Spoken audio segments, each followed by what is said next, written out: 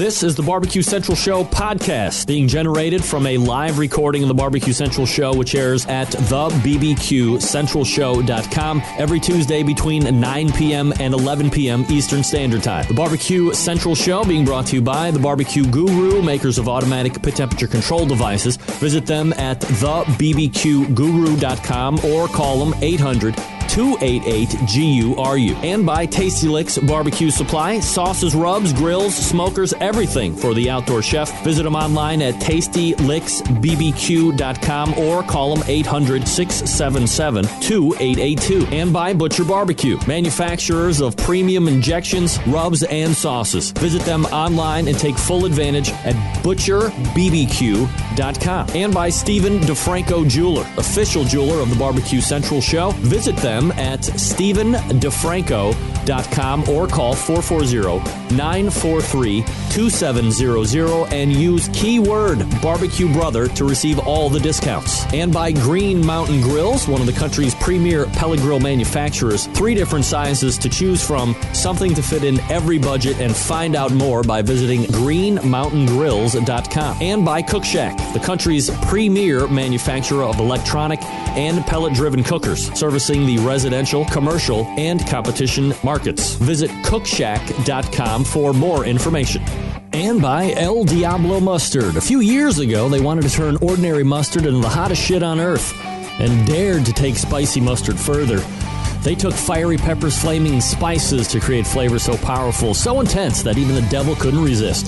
Find them at eldiablomustard.com and enjoy the bold flavors, great taste, and man, it's hot as hell.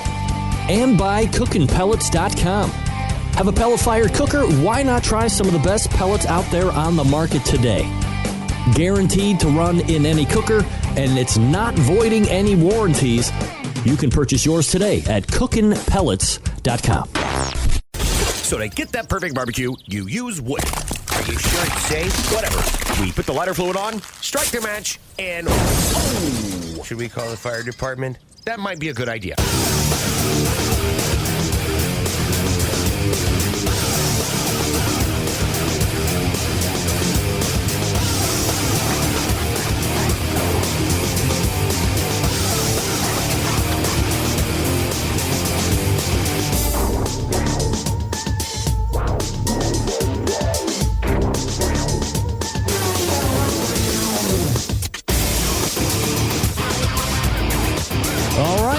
Good evening and welcome to the really big Barbecue Central Show.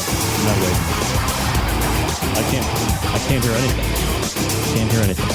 Hello. Can you hand me the earphones over there? They're on the desk. Oh. Never mind. Right here. Gotta go old school. My IFB is going out on me. Give me 1 second here. All right.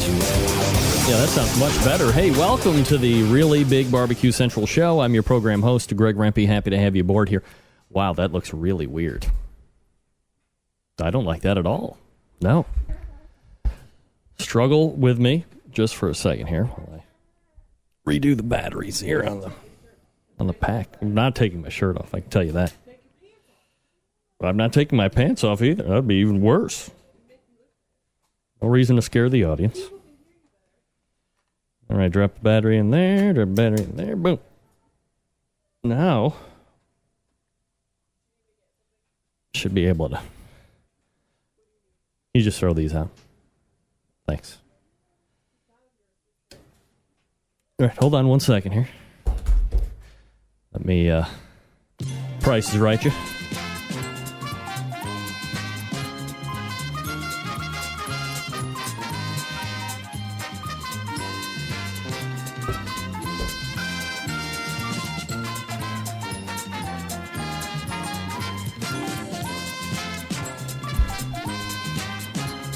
All right, there we go. Now I can hear myself again. Beautiful stuff. All right, welcome to the really big Barbecue Central Show. I am your program host, Greg Rempe. Happy to have you aboard here on the show. If you want to jump in on the show tonight, more than happy to have you. It's a telephone call, 220-0966. You can also email the show if you would care to, greg@thebbqcentralshow.com. Everything else you want to find out about the show can be found at the main website, thebbqcentralshow.com. All the stuff is there. And if you didn't get the newsletter today, let me get you a clue on what is going on here on the show tonight. Coming up in about 12 minutes from now, he is the, I believe, the VP of Marketing and Sales for Portacool. Rick Kelly joins me. Ricky! Maybe it was even a year ago this time that we talked a little evaporative cooler with Rick. We're going to revisit that topic here tonight for any number of reasons, most of which is it's summertime now, and the weather is getting warmer, and there's going to be some ways you're going to want to try to beat the heat while you're doing that whole barbecue thing out there in your backyard or perhaps on the competition trail. Rick Kelly will be joining us in about 11 minutes from now, and then we will be joined by what I would term as a monthly guest, although it hasn't always worked out like that. The Grrrl Girl, Robyn Lindars, joins us here on the show. Robyn will be talking some 4th of July, talking about maybe some TV show stuff, and a number of different items. So always good to be joined by Robyn Lindars from GrrrlGirl.com. Then we'll move into the second hour, and somebody who I haven't talked to in quite a while. Maybe it was leading up to Mother's Day last time he was on the show. Lots of items to get to with this guy, multiple Emmy award-winning TV host, multiple-time author, a web show host of his own. Somebody I just like talking to in general, Sam Zion. Sam, the cooking guy, joins us. And then, as promised, I know I had teased it 2 or 3 weeks ago, maybe even longer than that now that I think about it. A new sponsor of the show is, newish sponsor of the show is Chris Becker and the folks over at CookinPellets.com, making some fine, succulent pellets for your pellet-driven cookers. So maybe you're like, man, I would love, or hey, I've been looking to get a pellet-driven cooker, but I don't want to shuck out for the pellets because I'm a cheap bastard. Never you mind. Tonight, you have a chance at 10:35 during the 10:35 segment to win no less than 80 pounds of free pellets from CookinPellets.com. So very excited to get on with that. If you missed Whiskey Bent Barbecue... So all you have to do is play the game called Winery or Rehab. It's much like athlete or porn star, except I'll give you a name, and you're going to either guess that it is a winery or it is a rehabilitation facility. And if you get 2 of those out of 3 correct, then you will win the 80 pounds of pellets. Next week, we'll file that up for a second-place prize where you get 40 pounds of pellets, all for free. So great stuff going on.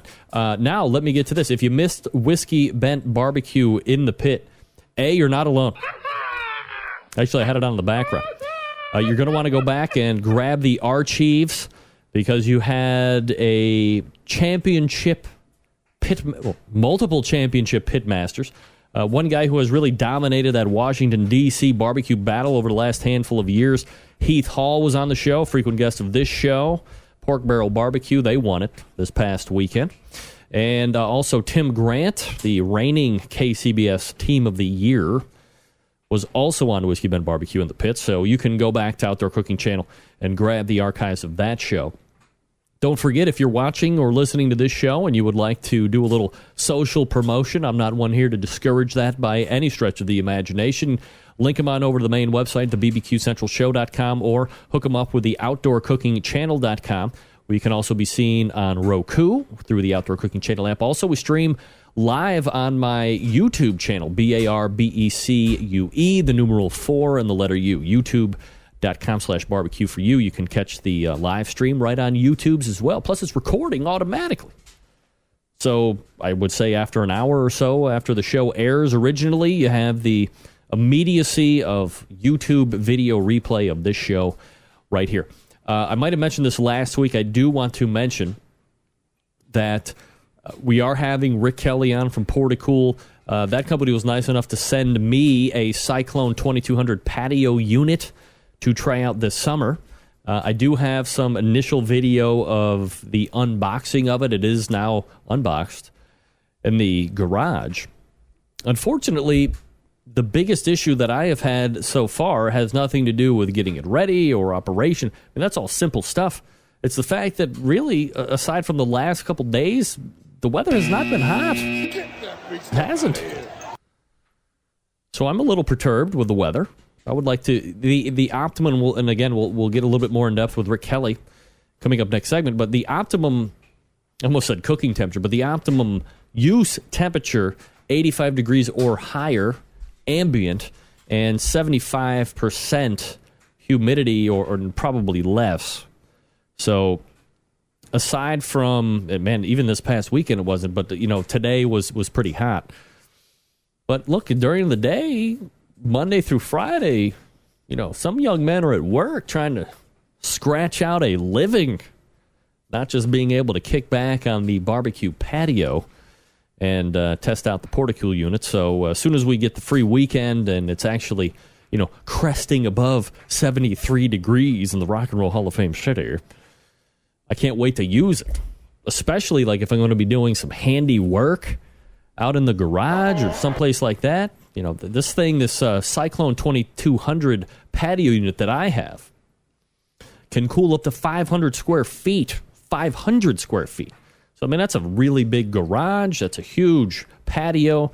I'm so pumped up to try it on the patio. Can't believe it. All right, so we talk about cooking shows on this show quite a bit. You have the Pit Masters, you have the Pit Wars, all this stuff. How about World Food Championships to air on Wi-Fi on the FYI network July 10th, which happens to be my birthday. Thank you. The Lifestyle Cable Network, formerly Bio, readies itself for the July 8 launch date, which first looks at the series Married at First Sight, The Feed, Tiny House Nation, and the World Food Championships. That will premiere on July 10th, and we will have none other than Mike McLeod on, I believe, next week as we lead up to that. Well, not next week, 2 weeks' time, so I believe it would be July 8th is going to be a show. Mike is going to be on to talk about that. Obviously, he's an integral part of World Food Championships, the creator. And we'll talk about how the past World Food Championships contest was actually shot for video, and now it's going to be on the air.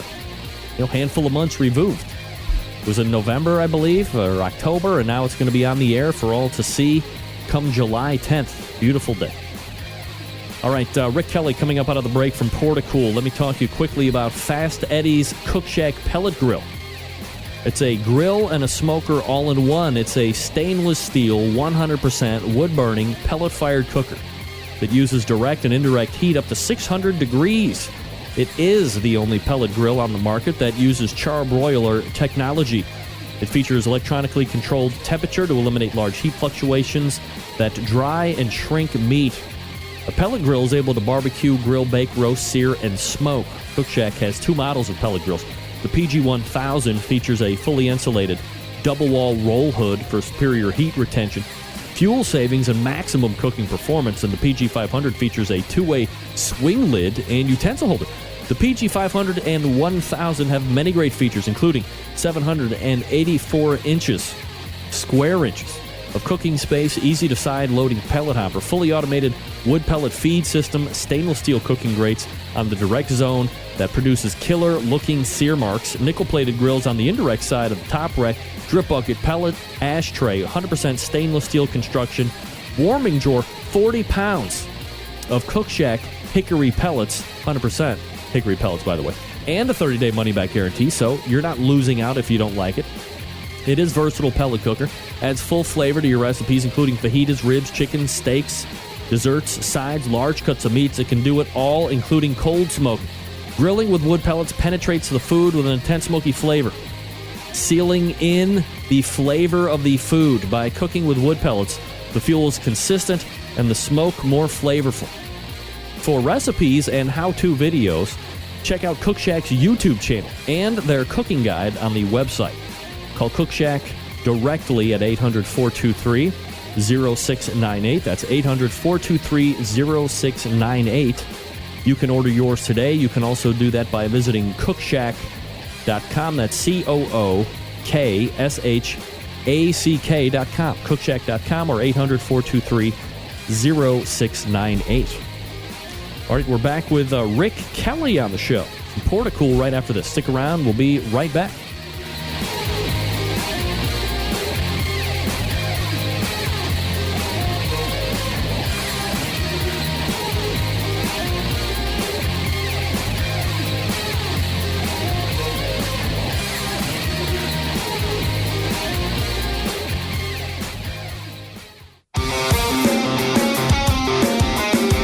Broadcasting live from the Barbecue Central Radio Network studios in Cleveland, Ohio. You're listening to the Barbecue Central Radio Show.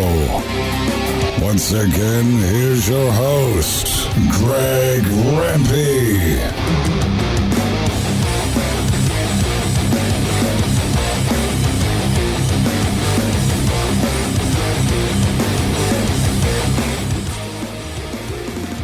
All right, welcome back. If you want to jump in, 216-220-0966. This portion of the Barbecue Central Show being brought to you by the Sam's Club National Barbecue Tour. 31 cities, $500,000 in cash to be won, plus eternal bragging rights if you win the whole damn thing. The next Sam's event will be June 28th in Indianapolis, Indiana. This is a local qualifier feeding into the South Haven, Mississippi Regional. That goes down September 6th. To keep up with the tour or register to compete, visit kcbs.us/Sam's Tour. All right, folks, as I mentioned, one of the worst things about barbecue is the summer heat. It's not the food, it's not the company, but man, if it's hot out, it's kind of oppressive. So what can you do to overcome that? Good news. I have a guest tonight that is joining me this segment, the Director of Retail Sales for Portacool, a unique product that will help you beat the heat during the hot summer months, especially during those barbecues. Let's race over to the hotline and welcome Rick Kelly to the show. Rick, how are you, buddy? I'm good, Greg. How are you? Doing absolutely fabulous. Rick, appreciate you joining me again here on the show. We had you on last year, and I was like, man, it's about time to, since temperatures, it seems like everybody else in the country is finally experiencing summer temperatures. But Cleveland has retained its desire to stay cold as possible for as long as possible, given the winter that we had. But we are seeing trends up at least into the 80s here over the next couple days or so. So we'll hold out hope for summer here in Cleveland. But nevertheless, before we get into the Portacool unit itself, maybe a little background about yourself, Rick, and how you got involved with the company itself. Well, I began working with Portacool about 5 years ago. My background has been in retail sales, and through a connection from a previous employer, they brought me in to help them get the retail division started. They have primarily sold to commercial, industrial type customers in the past, and wanted to branch out and try to reach to more consumers through retail, and that's what they brought me in to do for them. So Portacool units are, in essence, let's call a evaporative cooler. So if you could, maybe a little background first about the company itself and how evaporative coolers kind of work in a general sense. Sure. Evaporative coolers primarily have been used in the desert Southwest for years. In the desert Southwest, they're going to use evaporative coolers to cool their entire house like we would use a central air conditioning unit in other parts of the country. And so Portacool decided they wanted to develop a product that you could actually use evaporative cooling, which is very energy efficient, to cool areas where you really can't use air conditioning, like a warehouse, a workshop, an outdoor area. That's why so many NFL and college football teams use our product on their sidelines. You just simply can't use an air conditioning system in those types of environments, and they're just tailor-made for evaporative cooling. Evaporative cooling is going to use water to cool the air, and there's no compressors or no refrigerants. It's natural cooling. So the hotter, the drier the air, the better it cools. But our units do cool very well in even humid areas like Houston, Texas, or even Cleveland. The lovely Cleveland Browns actually use one of our units on their sidelines. And that's keeping them cool so they continue the tradition of sucking, I believe, that is the case, Rick. Well, I live in Dallas. I can't really talk. So. Well, understood. Rick Kelly joining us here on the show, Director of Retail Sales from Portacool. Portacool with hyphens.com is the website if you want to check it out here while we're talking. Have some pictures that we're going to be showing as well. Rick, I mentioned in the open, summertime is synonymous with barbecue, with grilling, but it's also synonymous with hot temperatures. I mean, if you're having a house party and you're not doing any outdoor cooking, it can still be a hot mess outside when you want to go out and enjoy it. And Portacool is kind of that item that can really help you live more comfortably outside, even in the heat. So the question is this. On my patio right now, the Cyclone 2200 is going to get out there and do its magic. So when I look at it, I'm like, man, how is this thing going to cool 550 square feet and keep me and my guests cool? So if you could kind of give us an idea of how it works and how that unit, it does seem kind of contained to a degree, is going to effectively cool that big of an area. Well, it uses a centrifugal fan, which is we commonly refer to it as a squirrel cage fan, which really gives a strong CFM, strong airflow. And so that's why it really is effective in pushing the air out. Now, the other difference with our units is that the evaporative media, we call it our cool pack, that's in our unit, they're thicker than most media pads that are on the market. So with evaporation, the longer that air and that water are in that media pad and mixing, that gives you much better evaporation. And so our Cyclone units, the 2200, literally that media pad is about 6 inches thick. And so that just gives you the best efficiency when it comes to cooling. And you're right, with outdoor backyard parties, tailgating, it gets hot. And, it depends on where you are, but here in Dallas, I have that same unit on my patio, and when it gets above 100 degrees, even with our humidity, I can still drop the temperature 20 to 25 degrees. We can sit on the patio and be entirely comfortable and enjoy that space where in the past we couldn't because it's just too uncomfortable because of the heat. Rick Kelly joining me here on the show, Director of Retail Sales from Portacool. So if somebody buys it, how quickly is it to go from, taking it out of the box? And it does come shipped very securely, very nicely, and I do have some video of that I'm going to be posting on the website.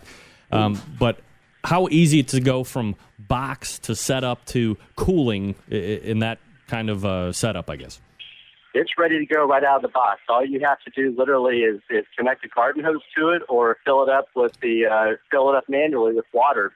And once you turn the unit on, it just takes about maybe 5 minutes for the pads to become saturated. After that, it's going to start cooling. So it's very short time to actually set it up and begin operation. Now, once you get it going, and I'm going to be using mine, as you said, the 2200 has, I believe, a 10-gallon tank on it. Right. It also has the option of hooking up a hose directly to the side, which you mentioned as well. So when you do the hose option, and even if you're using the 10-gallon and you don't have the option of continually running water to it, maybe you're at a camping site, what have you. On the back of the media, you have that, or on the back on the side where you put the hose, you have that water valve, if you will, that controls the amount of water that's going over the media. How should that look in a optimal sense? I mean, you don't want it dry. You don't want it probably look like it's raining down there. How do you set it up to make sure you're giving yourself the most efficient cool? Well, the purpose of the water valve is to adjust the water flow over the pads depending on if it's dry conditions or humid conditions. When you're looking at the pad and when it's fully operational, there should be at least 1 or 2 dry streaks on that pad. If like you said, if there is just water that's just cascading down the pad, that's too much water, and it's literally like flooding a car engine. Conversely, if the entire pad is dry, then you don't have enough water. And so we tell consumers generally look for 1 or 2 dry streaks on that pad, and if you have too little or too much, then use that water control valve to make an adjustment. Once you make an adjustment, wait about 5 minutes, and see if it's enough, and then you can make another adjustment if necessary. So when you're going through the website, and I'm kind of streaming through the pages here as we speak, you have a number of different models to choose from. We're looking at one. You have a military guy there, and the thing looks like it's damn near 7-8 feet and tall. Right. Obviously, you have ones that are geared a little bit more towards the backyard and the patios and the garages.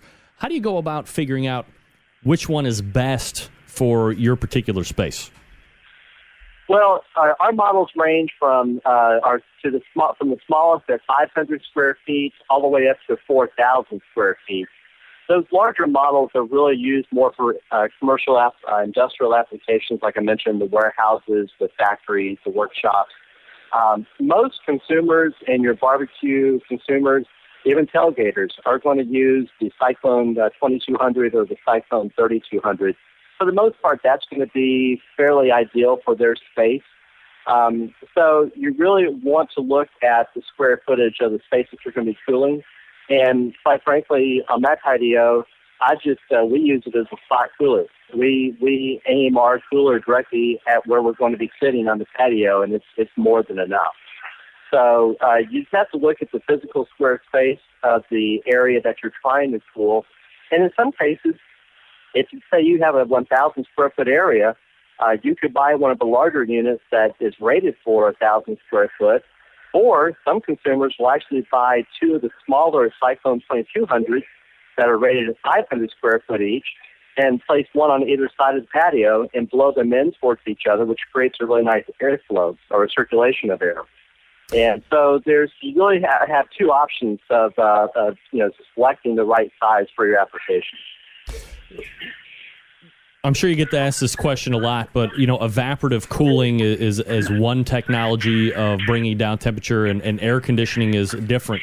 If you could just kind of briefly explain the big differences between those two styles of cooling. Oh, absolutely. With an air conditioner, we call it a closed loop system. You've heard your mother when you were a kid saying, "Hey, shut the back door. You don't want to air condition the outdoors." Right. With air conditioning, you really want all the doors and windows to be closed, because an air conditioner is going to treat the air, and then it's going to recycle that same air over and over. And so it's going to retreat that same air over and over. And so that's what the compressor and the refrigerants are used for. Whereas an evaporative cooler, since you're not using a compressor, you're not treating that same air over and over. You're actually pulling fresh air in and then pushing that air out. And so you don't want to pull in the same air and treat it over and over, because what you in effect will be doing is adding more humidity to the air. So that's why our evaporative coolers actually work better in outdoor areas that are very well ventilated, which is just exact opposite of the ideal scenario for an air conditioning unit. Yeah, I was going to say, this is the actual time where, Mom would say, leave the damn door open so this thing cools more efficiently. Exactly. So when we talk about efficiency of evaporative cooling, obviously air conditioners are associated with higher electric bills during the warm summer months because of how frequent it's running, depending on where you keep your thermostat. In regards to efficiency and evaporative cooling, am I going to see a huge jump in the electric bill as well when I turn this thing on, or is it set to be a more miserly electronic consumer? Well, because an evaporative cooler doesn't have that same compressor, they're actually going to use about 75 to 80% less energy than a standard air conditioning system would. And so it's actually going to save you a lot of money. That's one of the reasons why evaporative coolers are still widely used in the desert Southwest to cool entire homes, because they are so energy efficient. But with our units, you really get two advantages. One, you're able to use it where an air conditioning system just isn't practical, but it's going to be more economical than AC as well. I see this term on the internet, when I do research for interviews and stuff, or I'm looking for reviews other than my own, and you see this term getting thrown around called swamp cooler. And then right. Is a swamp cooler different from a portacool unit? And if so, where are the differences at? Well, and of course, there's nothing good that comes from a swamp cooler, right? I mean, there's nothing that sounds good about a swamp cooler. Right. The swamp cooler term actually came from its use years ago, and it's still being used indoors. Like I said earlier, in the desert Southwest, like in Phoenix, they have central AC, central evaporative cooler units they use to cool their entire house, just like we would have the central AC unit. And so what would happen is, if they weren't used properly, you could actually get build up of moisture inside the house if you didn't have the proper ventilation. And that's where the old term swamp cooler came from, because it felt like a swamp in your living room. And so that's the biggest difference, because our units are portable. They're meant to be used in outdoor or very, very well ventilated areas. The other difference is, the old swamp coolers used a media pad that was called aspen media. It almost looked like a straw or a hay material, which it wasn't very efficient because it was very thin material. Whereas our evaporative cooler media pads are rigid media, and so they're much thicker and they're much more efficient. So that's a huge difference from the normal swamp coolers that you see. But the main difference is the fact that swamp coolers are used mostly indoors for household use. Jeff, let me ask you something, and let me make it specific to my situation since I have one. If I have it in the garage right now and I fill up the tank or I leave the hose connected to it, is there a certain point in time where if I'm not using it that I want to drain it out, or if I'm not going to use it for a week, do I need to drain the tank out in order to keep everything running right? How does the general maintenance of the whole thing work? Yes, I would say if you're not going to use that unit like every day, if you're going to go, I'd say even 2 or 3 days without using it, I'd go ahead and drain the tank, just because you really don't want that water sitting there, for multiple days on end. What we also tell our consumers is, when they're using the unit, you obviously will have the pump on and you'll have the fan on. When you're just not ready to shut the unit down, go ahead and turn that pump off first and let the fan run for about 10 to 15 minutes, and that will allow those pads to dry out. Those rigid media pads or cool pads are designed to last 3 to 5 years with the proper maintenance. And so if they will just use that simple step when they're shutting the unit down, they will extend the life of that pad. And those cool pads can also be removed from the unit and very easily washed with a garden hose just to keep them clean. But yes, I wouldn't leave water in the tank more than 2 or 3 days if you know you're not going to use it. I'd go ahead and drain it. All right, so we're getting a lot of great reaction here in the instant chat room. Some people work in big warehouse settings that have porta-cool units in them and talking about how well they work in that kind of a setting. So obviously in regards to either taking it out to a barbecue site or putting one on your patio, for a Cyclone 2200 or for the 3000 series, what kind of a price point are we looking at for people to be able to jump online and grab some? Sure. That Cyclone 2200 normal retail is going to be $539. The Cyclone 3200 will be roughly $739. And the nice thing about those two units, the Cyclone 2200 is only going to draw about 2.5 amps. So you literally could hook that up to an inverter and plug it into a cigarette lighter, and take it tailgating, camping, barbecuing. I mean, any type of outdoor area.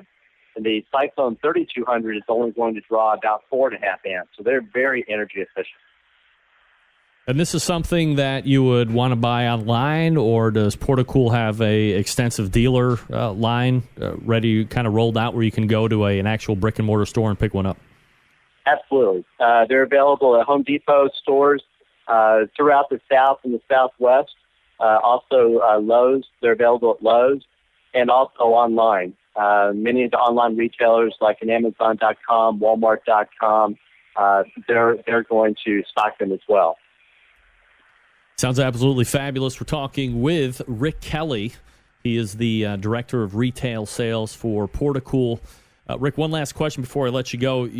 When it gets cold out, you see those steel umbrella heaters And it looks like you guys have kind of piggybacked onto that idea. And instead of waiting until fall or winter to heat up, you're going to take the cool down over the summer at some of those bar and restaurant-style locations with a similar-looking item, right?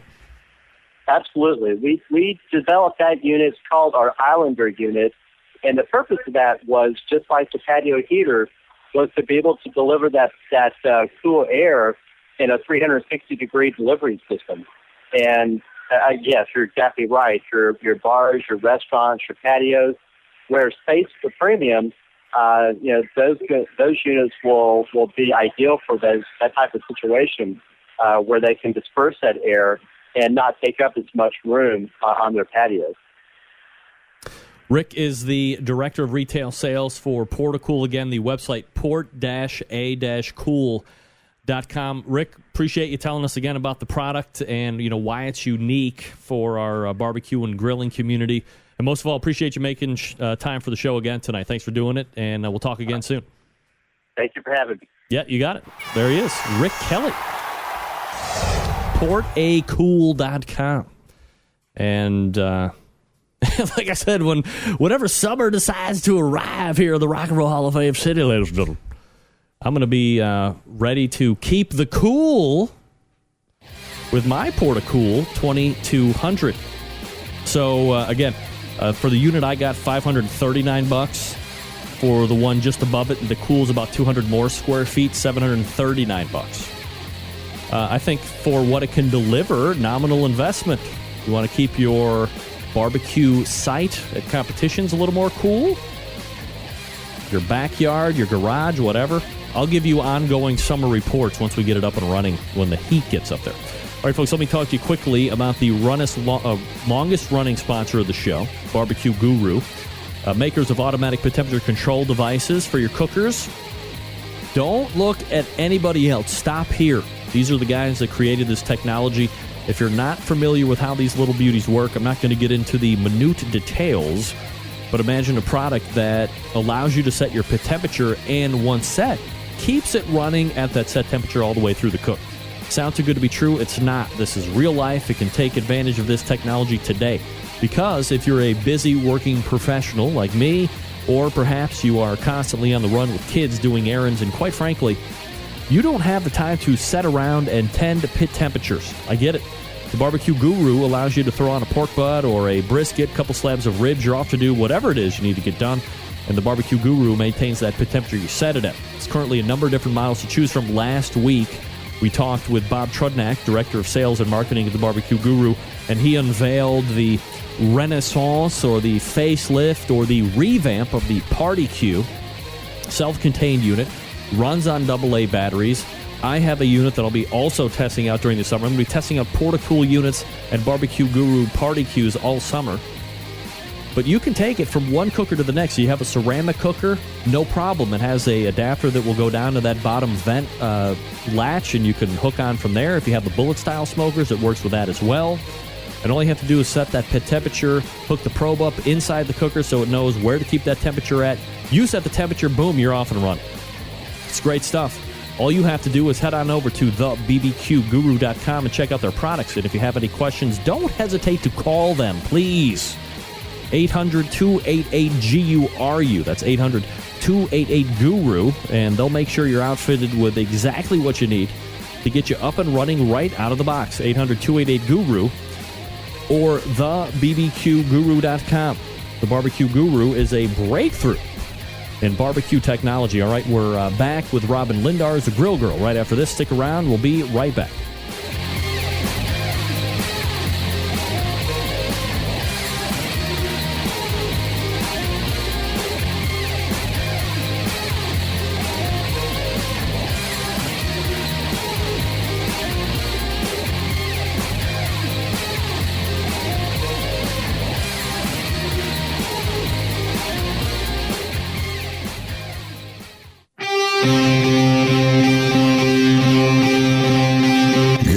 Smoke. Call 877-448-0433 to get on the air.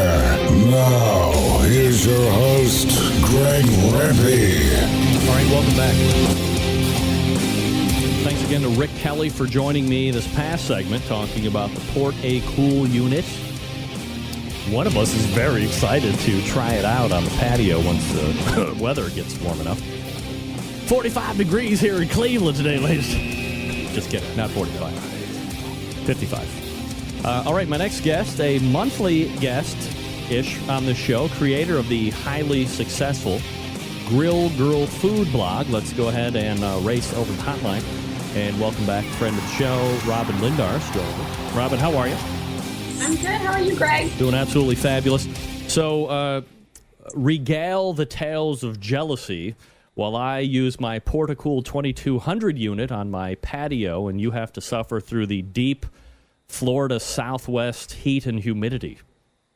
You're right. It is. It's really hot right now. In fact, the mosquitoes are horrible. I feel like I'm in my winter. You guys have winter, and my summer is like your winter because it's almost so bad you don't want to go outside because it rains every day and the mosquitoes are horrible. In fact, I just ordered like a mosquito net jacket to grill in. So, like for real? Yeah, because you get to the point where, you're either wearing the really hardcore DEET stuff or when you try the natural stuff, it just doesn't work. And then you're just really itchy all the time. What about Skin So Soft? Yeah, that works really well. I just haven't ordered it. I need to order it. I need to go to Amazon. So don't they have it like down at the CVS or the Five and Dime? No, you have to go to Avon to get Skin So Soft. They have the fake Skin So Soft that looks like Skin So Soft. Isn't there somebody in your neighborhood, some kook old bag that sells Avon you can go grab 5 or 10 from?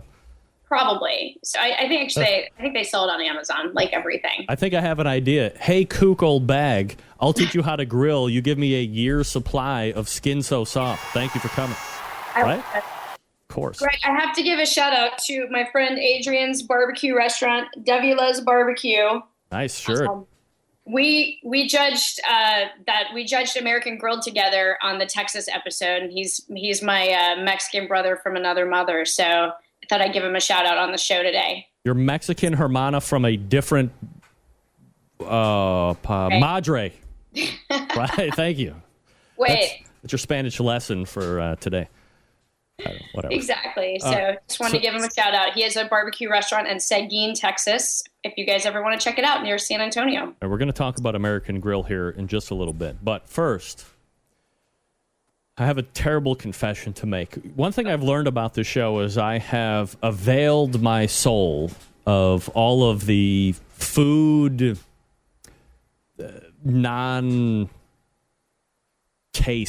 that I've never really gotten into. Right. So one of those things, and much to my dad's dismay, I hate to say, is lamb. And I happen to know through your communications that you are a lambassador for the American Lamb Board. So first of all, congratulations on making lambassador. I heard the campaign was tough. There was tenuous voting, but you were able to do it. But I didn't even know there was an American Lamb Board. I didn't know that either, Greg. And they reached out to me and they were like, hey, do you want to be a lambassador? And I kind of thought it was funny. So I was like, sure, what the hell? Honestly, I felt a little bit like I was cheating on pork because I had a gig with the pork board last year, but I don't have the gig any longer. And so I love all meat. I don't discriminate. And honestly, I just thought it would be a fun opportunity because like you, I really haven't cooked. I had not cooked with lamb a lot. And I figured, you know what, this might get me out of my comfort zone. And so in the past 2 weeks, I've really kind of, I've eaten a lot of lamb and I have discovered that it's a little more versatile than I thought. So I made a couple videos for the lamb board that, the first one's going to be launching on my, site this Thursday. I did a rosemary lemon, boneless leg of lamb on the grill. And it's essentially butterflied. I did the whole spatchcock technique where I grilled it on indirect and then I finished it on direct under a brick for some nice char on the outside. And I was really surprised how great it was. So I've kind of had to change my attitude about lamb. And I think that was their goal, is to take someone like myself who, might have been like me and make it a little more approachable and surprise people that it's better than you thought. And the attitudes of yesteryear should be gone. We're talking lamb, not mutton. So You have more options when you go to the grocery store now, if you know what to do with it and how to cook it right. All right, so you brought up an interesting term there, and I figured let's go ahead and chase that one down. It's lamb, not mutton. People are in Kentucky are shooting themselves in the head as we speak. What's the difference between lamb and mutton? Isn't that all the same stuff? It's coming from lamb, right, or no? Yeah, but so think about mutton in the Kentucky area, that's their barbecue, and think about barbecue. All barbecue is usually the process of taking really, inexpensive cuts that are really tough and making them edible and delicious, slow smoking them. So mutton is an old sheep, and, old sheep are, tough. So we're talking lamb here. So it's totally different in my opinion. Lamb is rich. It does have, I'd say, a little more earthiness to it, but I've opened my eyes to it and gotten a little more. What's the word I'm looking for here? Open-minded to it. You've broadened your taste horizons. Yeah, I really have, and like a boneless leg of lamb is still probably not going to be once a week. It might be once a month, but it's a great alternative to just only thinking about these type of things at Easter. And probably the most versatile I've found is ground lamb. So I did a what's called a kofta kebab, which is really just like, a meatball on a stick. And, Greg, I love anything on I love grilling meat on sticks. That's like my favorite thing to do. Anything on a kebab is just, in my opinion, pretty awesome. Really? So, Kebabs I love skewers. Look, kebabs are the worst. Kebabs and the World Cup rank right up there with each other. I don't get kebabs at all. I don't. Well, what's I think good? A lot of it's how you grill a kebab, right? Like a lot of people will mix the vegetables and the meat together. Yeah. And then they all cook at different rates. And then some things are burned and some things are undercooked. If you want a kebab to turn out right, you have to separate the meat and the veggies. You one kebab for meat and one for veggies. But in this case, this was really just like a meatball on a stick. There's no way you couldn't like this, Greg. And I did, it's kind of like a Middle Eastern inspired with, like cumin and coriander and paired with some grilled pita and like a Greek yogurt dipping sauce. It was really quite tasty. So a fun alternative to your average burgers this 4th of July.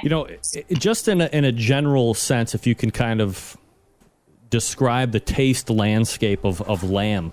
I don't remember the last time I tried it, but it didn't impress me enough to want to try it again. But look, I'm getting older. I'm going to be 40 here in a month or so. So, every 10 years the palate changes. So maybe this is the year that I like lamb. I hated wine for like the first 20 years of my life. And then when I turned 30, I loved wine, and I love drinking it now.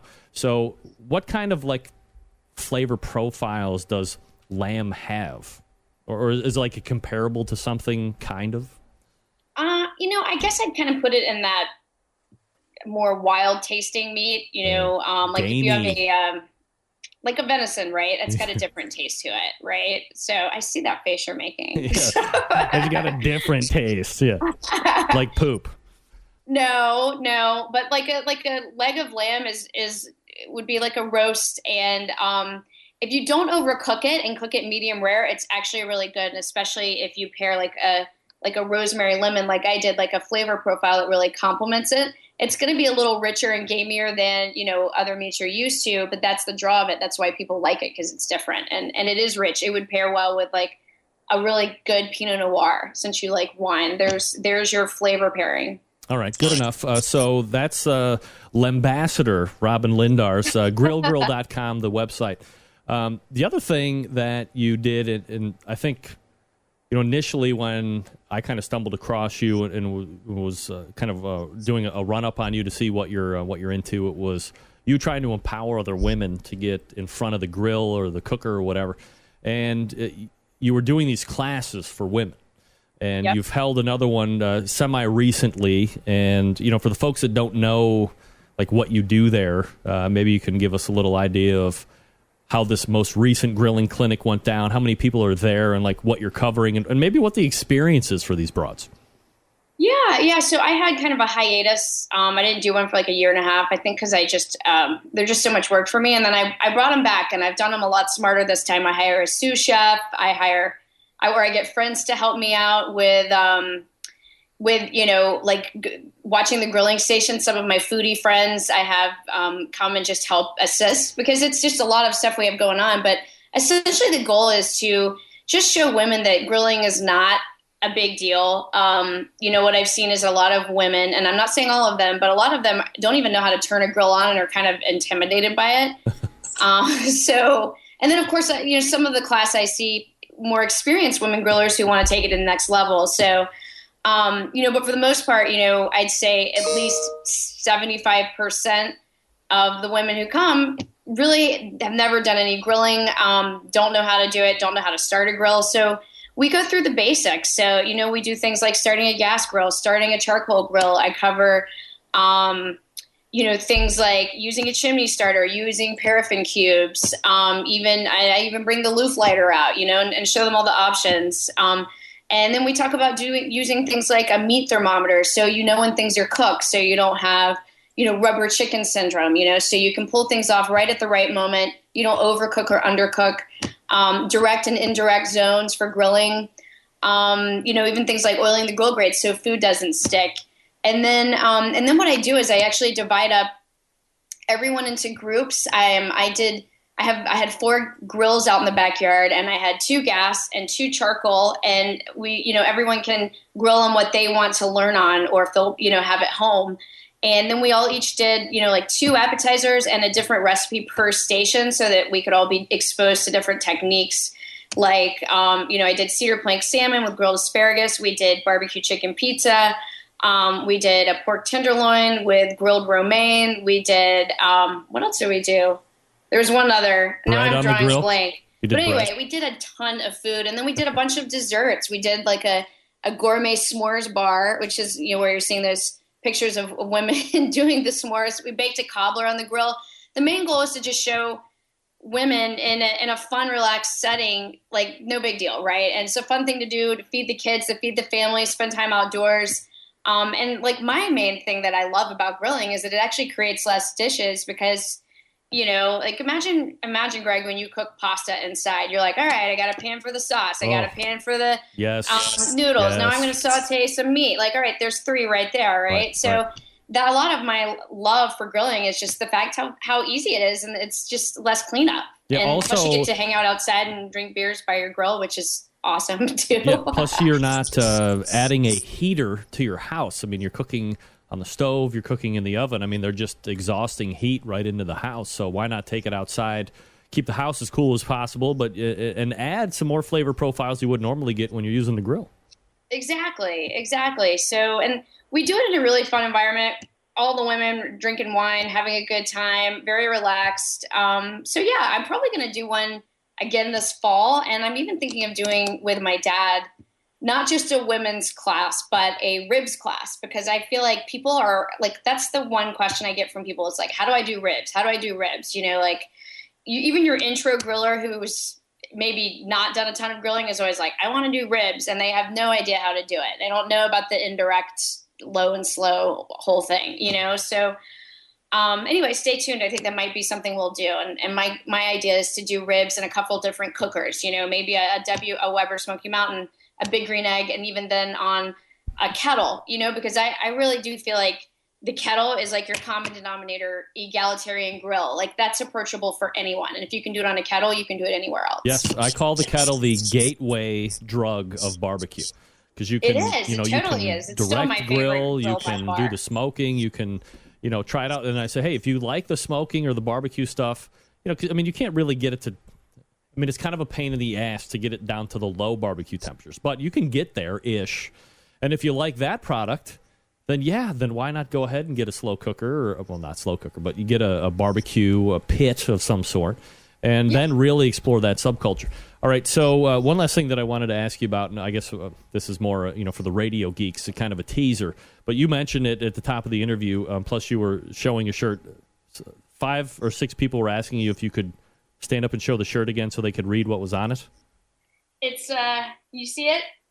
Davila's Barbecue. Davila's Barbecue. Davila's. Yeah, wonderful. Nice shirt.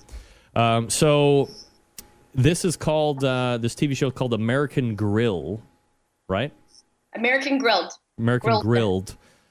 So just, it's going to come out in July, early July or something like that. How does it compare to what's out there? So American Grilled is it's premiering on July 2nd, so just around the corner next Tuesday. So I don't think it's a big deal if we talk about it, but we can talk about my episode after, when it airs, which I have no idea when that is, sometime in July. But the show is essentially, if you thought of Chopped Grill Masters and paired it with a travel channel feel, that's what it's all about. So think about, the concept of the show is, competing with kind of wacky ingredients, but it's all based on local flavors. So what the show does is they basically go to all these different cities across the U.S. I was the Pensacola and Austin judge, and they've been everywhere. They've been to Maryland and Jacksonville and New Orleans and, all over the place. And they source people from 150 miles in that area.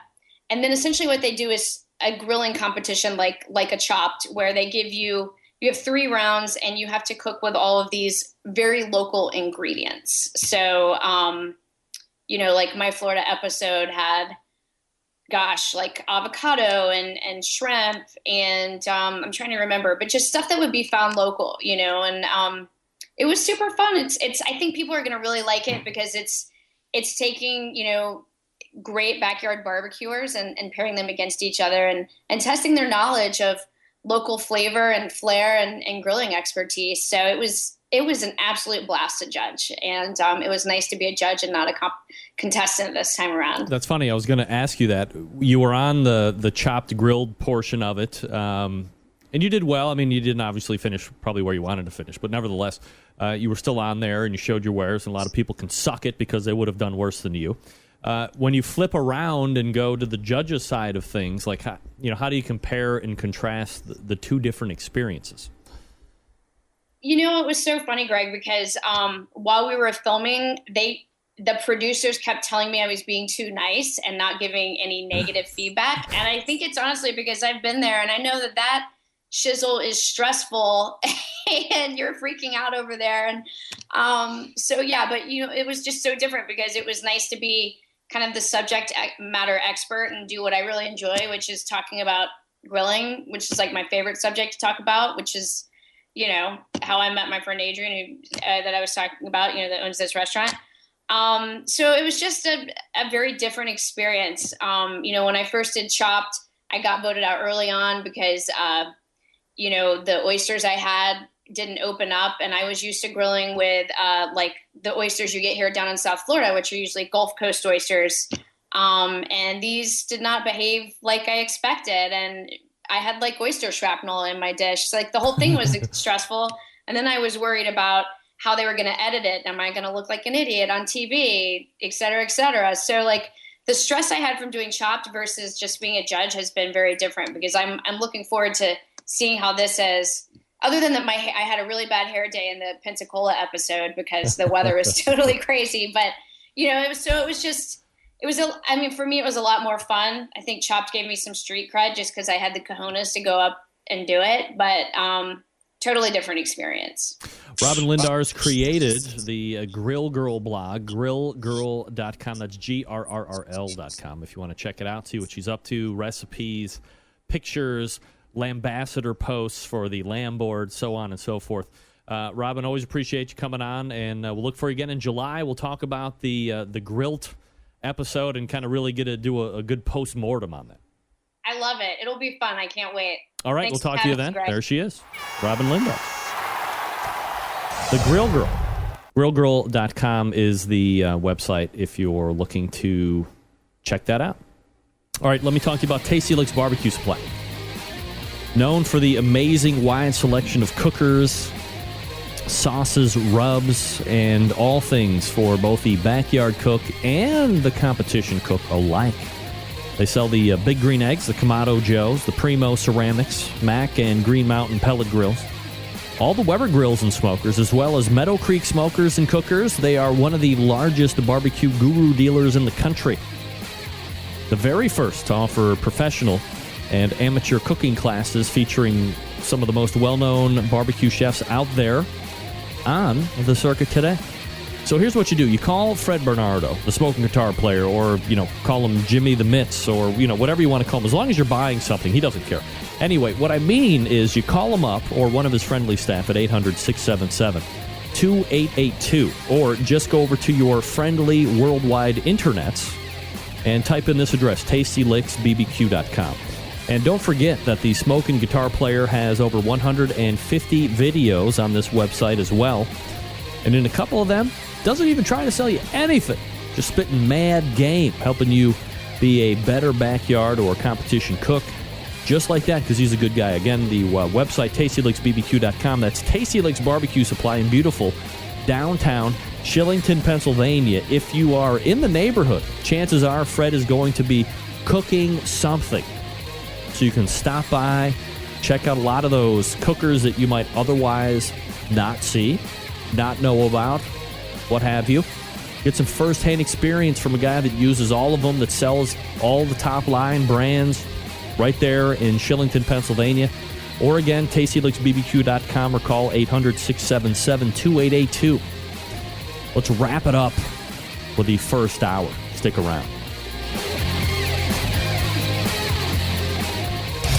Big name interviews, advice on cooking brisket and ribs, and the only host willing to share his honest opinion on all things important in the world of barbecue. It's the Barbecue Central Show.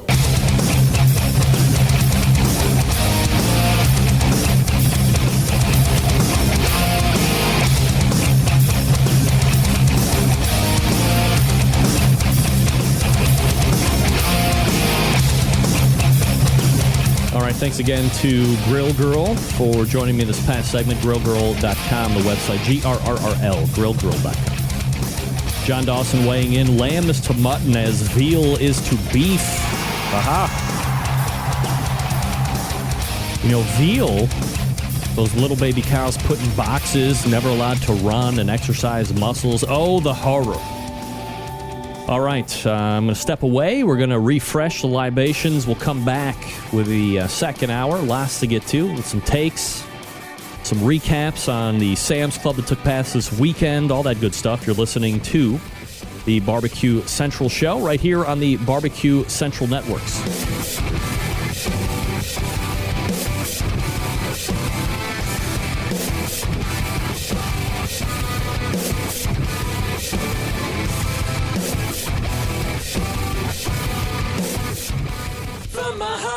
My hand, why don't people understand my intention?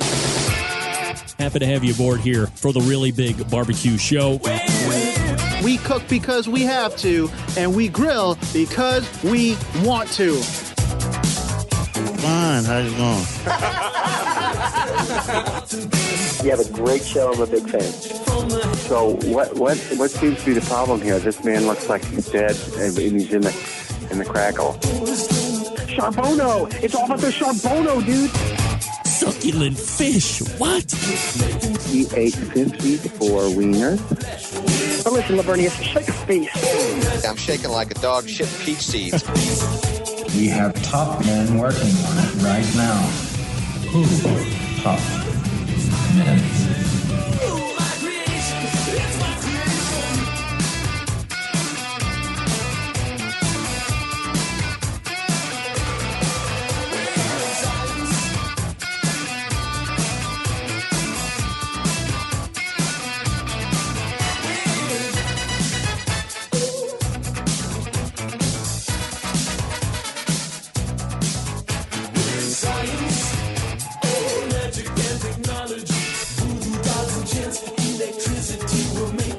All right, just like that, we are into the second hour.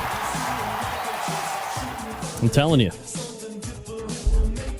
New Casa de Barbecue Central. Nice in many ways, except for the fact I got to hit the freaking stairs to get up and refresh my Woodford Reserve liquid libation. Yeah, ladies and gentlemen. All right, still to come tonight. You know him, you love him. Sam Zion joining me in 13 minutes from now. Also, your chance to win no less than 80 pounds of wood pellets from CookinPellets.com. Yeah, there you go. here's what I got to do. Pull up my calendar and see where we're at next week. All right, next week, we missed him this month. He will be back. Dr. Barbecue Ray Lampe joins us for the Ask Dr. Barbecue segment. Very excited for that. Have him back in the mix.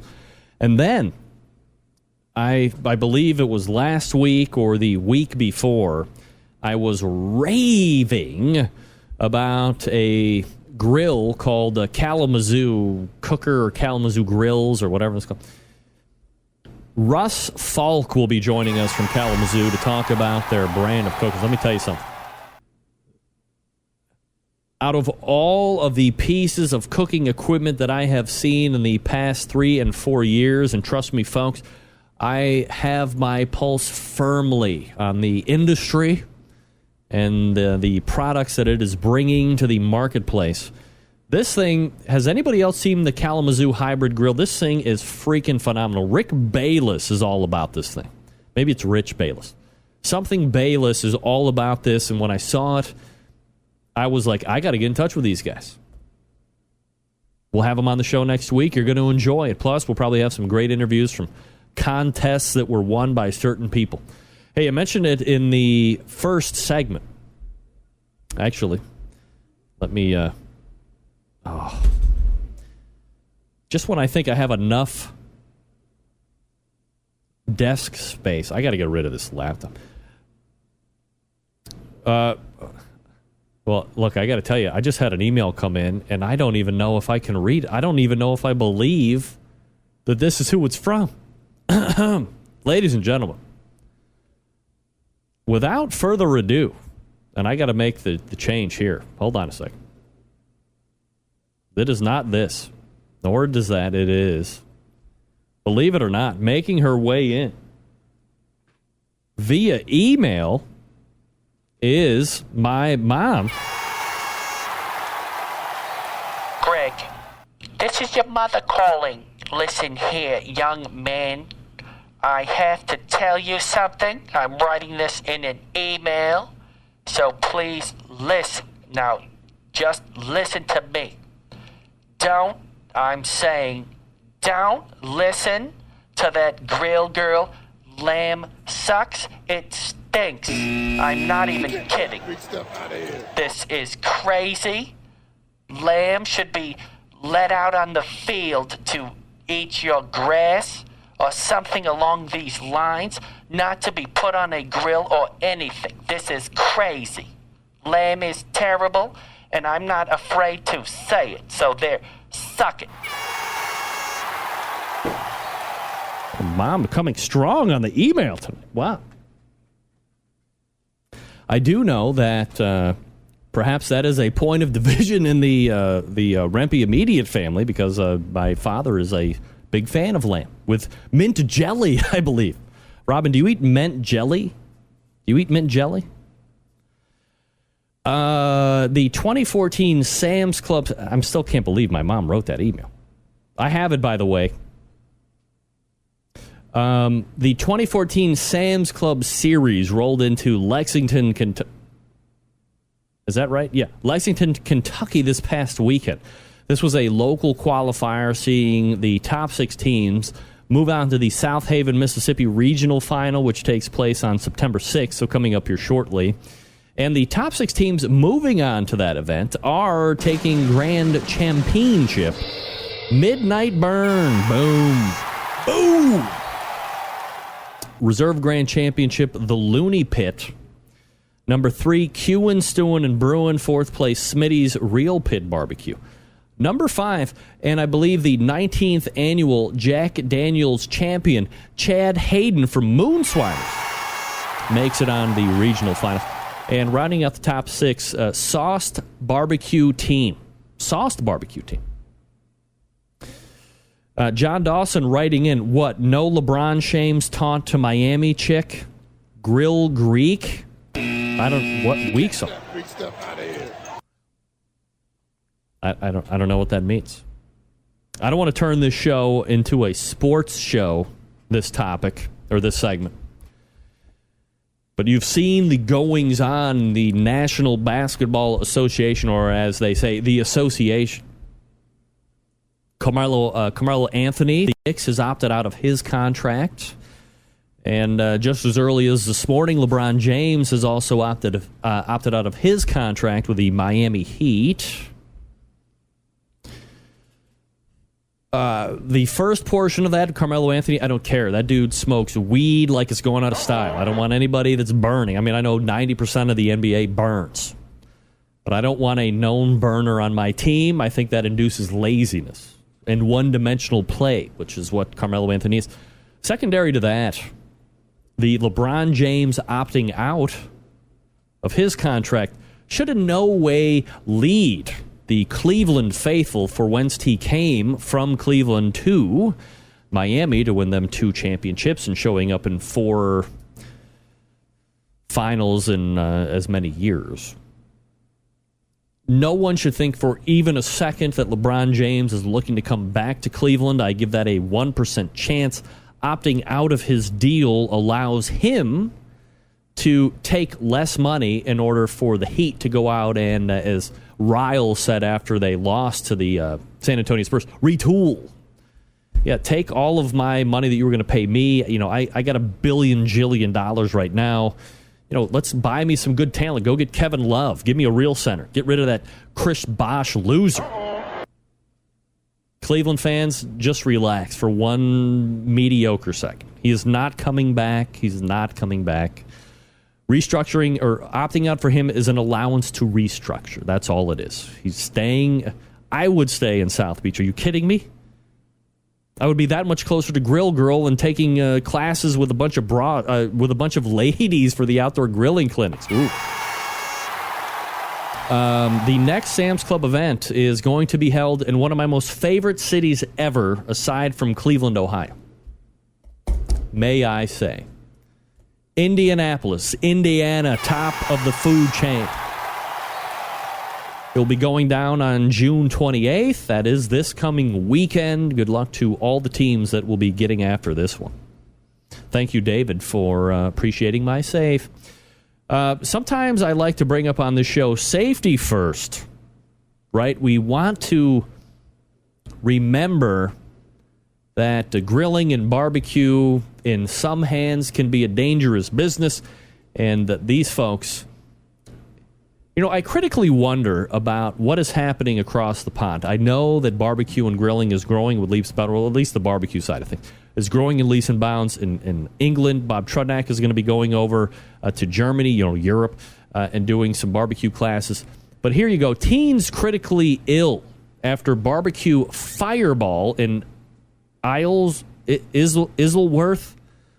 A man believed to be 18 has sustained 50% burns after bioethanol fuel was used to start a barbecue in Chestnut Grove. 2 other teenagers also were treated for burns.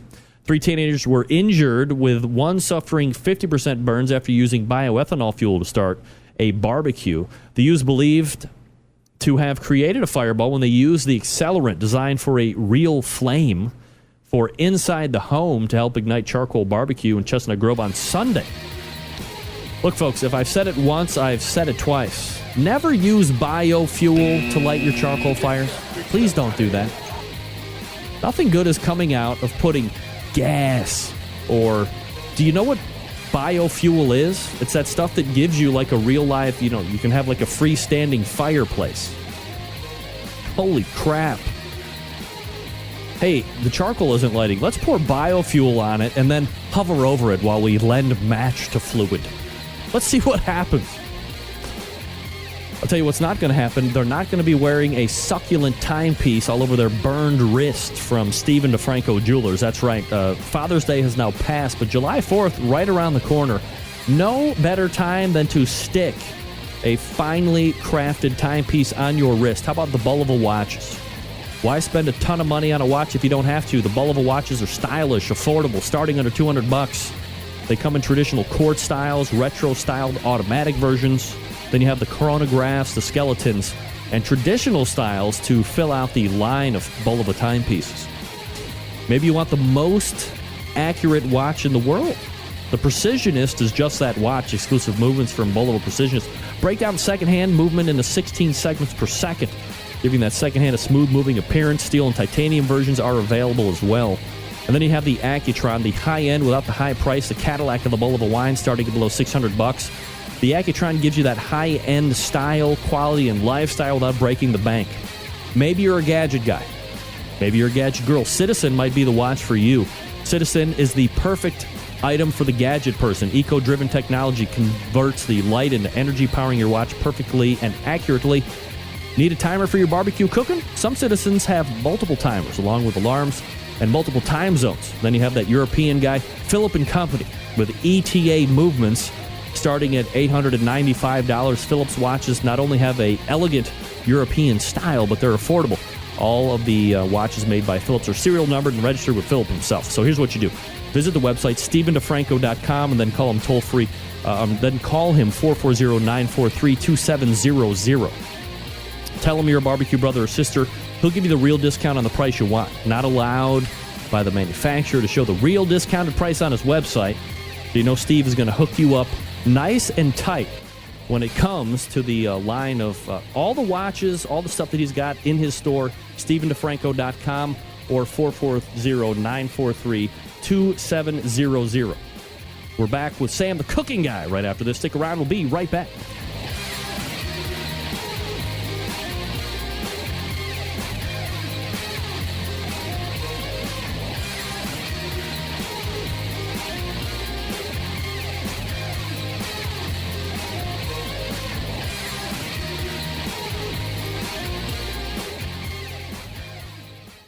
Broadcasting live from the Barbecue Central Radio Network studios in Cleveland, Ohio. You're listening to the Barbecue Central Radio Show. Once again, here's your host, Greg Rempe.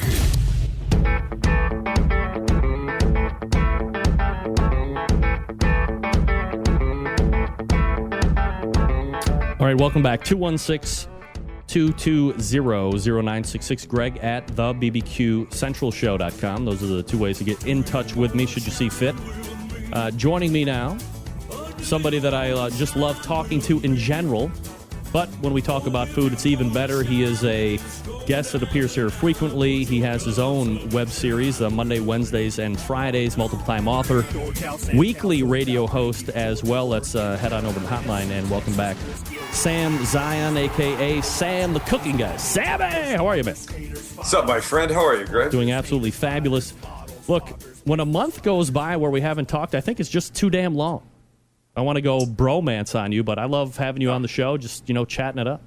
I'm with you. I miss this hang time that we have. Right. We have, I guess we do have that. We have hang time, right?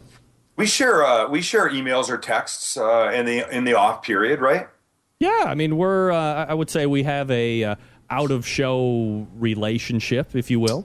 You could say that. Long distance, but it is what it is. Yeah, it sounds a little bit awkward when I say it like that, but nevertheless... No, it doesn't. It sounds a lot awkward when you say it like right, that. It sounds a lot awkward, but look, I think we're both comfortable where we are, and we're happy to kind of lend our weirdness to the world. We're talking with Sam Zion. You know him as Sam, the cooking guy. A couple different websites to check him out at. thecooking.com. and the SamLivecast.com. I'm joining you in a libation tonight. Typically, Sam, I am not a drinker on the show, but I have a Woodford Reserve bourbon over ice myself. What do you got? Lovely, delicious. It's absolutely fabulous. What are you sipping on tonight, Sam? I'm embarrassed to say, after you have that outstanding drink in your hand, I'm drinking, I guess what you would call a sea breeze. Yeah. Which, even if you don't know what's in it, the fact that I call it a sea breeze knocks me down many pegs from where you are with your Woodford. But it's vodka, a little cranberry juice, and a little OJ. I thought the traditional sea breeze had grapefruit juice in it. I call that I don't know what it is. Oh, is that Bay Breeze? I know Bay Breeze and Sea Breeze. There's all these different breezes. Whatever. Look, we'll just blame it on the fact that I live in Southern California. Does that do it? Well, I believe one of us would also like to be in Southern California. Look, it's still sunny outside. I just finished cooking a tri-tip about a half an hour ago for the live cast, and I've got a girly vodka cocktail in my hand, and I'm okay with it. Look, let me ask you something, because in the first hour, I had a guy, Rick Kelly. He's from a company called Portacool. Yeah. And they make evaporative coolers. I don't know if you've ever seen these things before or not, but, give us a perspective from where you're at. You're kind of, southwest portion of the country, Southern California. Southern Cal, yes. In the teeth of the day in the summertime, like, what kind of temperature are you looking at? Oh, like an average day? Yeah. Well, average summer day, I guess. Average summer day, 73, 74, 75, something like that. Are you kidding? No. God. Just when I think I couldn't hate you anymore. Oh, my God. And for me, honestly, that's starting to get a little hot. Oh, boy. My wheelhouse is like 65 to 70. I could live there all day long. Sounds like you're not too far away. Wow. But don't forget, but I live relatively close to the coast. My wife's brother, Tony, lives inland about maybe 15 miles. So there he could be on an average summer day, he could be, 90. Oh, just like that. So exactly. So, when you see the temperature for San Diego, and if they say San Diego, that's downtown San Diego. And there's ocean or there's water all the way around it. So it's going to be a little cooler than the inland guys. But still, it's pretty nice here. They say we have the best median temperature, best median weather in the entire country. And so that beats Florida. There's no question. They've got like extreme heat and humidity and grossness. And even Hawaii, where you would imagine would be always spectacular, we still beat them because we're drier than that kind of crazy wetness that they have. Yeah. And it's just lovely here. So. All right. So we suffer with ridiculous cold for 6-7 months out of the year. Yes. And this winter was extremely brutal, one of the worst on record. And now we're preparing for the extreme hot and humidity. So, it's never easy for me to want to say, okay, well, it's actually almost easier for me to get out when it's 20 below zero and cook or barbecue than it is to go out when it's 95 degrees and 95% humidity. So is that an average summer day for you? 95 degrees? Yes. No, the average summer day is probably going to be mid 80s. But it's also going to be, really high in the humidity. So what it feels like temperature is probably going to be low to mid 90s. I lived in before Kelly and I moved to California. We lived in Toronto. And Toronto has, it's just like ass loads of humidity. Yeah. I remember we lived in this, a converted Victorian that had been turned into like 6 or 7 small apartments. And we had a very tiny one, no air conditioning. And we moved there in the summer. And Kelly, to get ready for work in the morning and putting makeup on and doing hair and stuff like that, she used to have to run the shower in this little tiny bathroom on cold just to create a little bit of breeze. Yeah. And shortly after we left Toronto, so this is maybe 25 years ago, they started what they refer to now as the humidex. So there's the temperature, and then there's the humidex, and that's the what it feels like number. Right. And it's always a way higher, way grosser number than the actual. This company has sent me a unit, and it's going to sit out on my patio, the new Palatial Barbecue Central patio studios. And it's an evaporative cooler. So you can hook a garden hose up to it, or it's got a 10-gallon tank, and it's got this media on the back with this huge centrifugal fan, and it pulls the air in, it hits the damp media, and then it blows out like cool air. So it's almost like this. It's not an outdoor air conditioner, but because of how it works, it can drop the temperature around you, depending on heat and humidity and so forth, 15 to 20 degrees. Holy smokes. Right. That's insane. Yes. So, and don't you just want to live out there now? Well, so now my temperature woes. It just hasn't been, like, the optimum temperature for this thing to work at is like 85 degrees or hotter. I just haven't seen that yet. So after After all that bitching about how ugly your weather is, now it's actually not that bad. Yes, it's not hot enough yet for me to use that, but it soon will be. I have no doubt about it. Okay, I'm sure it will. And it's good for 500 square feet. What? Yes. And is it meant to be outdoor? Yes. That's its prime use. Yes, outdoor or warehouse. I mean, you can use it indoors too, I guess. It says you can. But I have air conditioning for that. But, to keep it cool on the patio, I can hook this thing up, run it, and even if I can get a 10 to 15 degree difference, man, that's going to make outdoors a lot more pleasurable. Even if, 95 becomes 80, that's unbelievable. Yeah, it's really good. That's completely doable, right? Yeah, and it's very efficient. And it's not, when you put what's everybody bitch about when it gets really hot? You put on the air conditioner. Well, the electric bill's going through the roof. Right. Yeah, well, it's either that or you have damp sheets at night, and who wants damp sheets? Nobody wants. Yeah, forget about it. All right, so let me ask you about something. You sent me a picture. You just mentioned it here when we were at the top of the segment. Yeah. One of my favorite things to cook that here in the Midwest is ultra extremely hard to find. Also, if you go to a butcher, and we have plenty of butchers that are around. Don't understand. I can't. Your cows aren't different than our cows. But they don't send them out here. We're talking about tri-tip, of course. But I would be hard-pressed to sit here and tell you that, in a 5-minute time frame that I would be able to go out and locate a tri-tip. It's asinine, I know, but that's the fact of the matter. But this is such a great cut of meat, right? It's unbelievable. Look, it's not an expensive cut of meat. No. I wish I had a picture that I could show you. If you can show that picture, it's a little. They say it's at the bottom of the subprimal cut, and there it is. Look, it's that little triangle that's down there. There's two of them on a cow, one on either side, right? And they're anywhere from, I'd say, I don't know, the small of about 1.5 pounds to maybe 3 pounds. I don't know that they get much bigger than that. And it really is. It's this sort of triangular shape, and it's fairly muscly. But honestly, it's one of the most delicious cuts I've ever had. It doesn't take a long time. Maybe 20 minutes start to finish. You're maybe 4-ish minutes searing on either side. Push it over to the indirect and let it live there till it comes to. I did it for the live cast today. It got to 129 and a half, 130 in a couple spots. Pulled it off, threw it under some foil for 10 minutes. Holy crap! It is ridiculously good.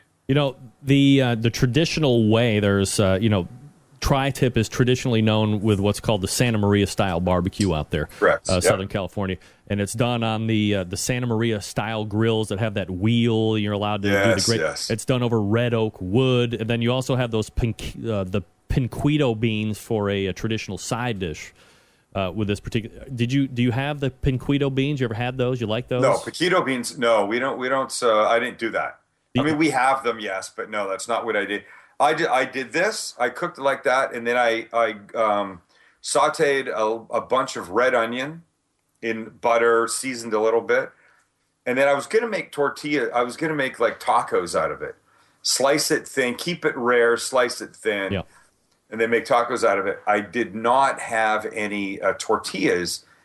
I did have those sourdough bread, so I buttered a piece of sourdough bread, put it on my flat top on my grill, got it nice and beautifully golden brown on both sides, and then put the grilled onions on that, a little bit of mayo with some horseradish mixed in, and then this thin slices of the beautifully rare tri-tip, and then ate it. I'm telling you, it was freaking heaven. It was heaven. And when is that gonna actually air for us to watch? Is that that next will week? air next Monday. Next Monday? And I would do that. And often when I do it, and I didn't do it today because I've done it before in the live cast, there's a recipe on the website for Chipotle baked beans. And it's a bit of a cheat. I start with, sort of maple baked beans, but then I add Chipotle and onion and pepper and bacon and mustard and horseradish and, that kind of stuff. They're really good. It goes fantastically with any kind of beef, but really this sort of super meaty, extra flavorful tri-tip. If you're going to have a really big flavored side dish, you can't pair it with a wallflower of a main course. You can't. Right. You need something that's going to stand on its own and stand and be proud and loud. Right. On it, It's like pairing a red wine with it's like pairing a wine with a meal. You need something that's going to stand up to the main dish. It's exactly right. It's exactly right. So the beans are like that, and the tri-tip is like that, and together they're really outstanding. And if I had the beans today, now that the tri-tip is here, if any one of my boys were here, they would take a tortilla and cook it, and then put some of the beans in the tortilla, and then some of the tri-tip, and eat it together. As I really think you should. It's really, really good that way. That tri-tip episode will be this coming Monday. The samlivecast.com is the website, so check that out. So two things in regards to the livecast that I saw. One is, now unfortunately a little bit older, but worth going to the archives for. If you like something called tater tots, and of course the Sam Livecast, known for the theme week, and one of them was Tot Week, and you did a breakfast tot, you did a whole an entree tot, and then you did the buffalo wing tot. We did buffalo tots. Oh, my God. Exactly. What? No. It was silly. And then we did the chorizo breakfast tots, and then look, and then those Asian tots. The Asian tots with the sweet chili sauce and the sour cream. I'm telling you, I don't think it's worth trying to make your own tots. There's a recipe on my website, but I think that they've figured it out. It's just one of those things, I would never buy meat already cooked in a store because I know I can do better than that. Right. Look, there's the Asian tots. Yep. But I don't think I can improve upon frozen tots that are in the freezer section at the supermarket. There's no reason to. Yeah, they got it down. They're already there. They're ready to go. Yeah, they got it down. And then it's a matter of what you put on them. And whatever you do, like a buffalo chicken kind of thing, or that Asian or whatever, the chorizo breakfast ones with like a fried egg over the top of it. It's silly good. It's silly good. Yeah, this is the buffalo tot.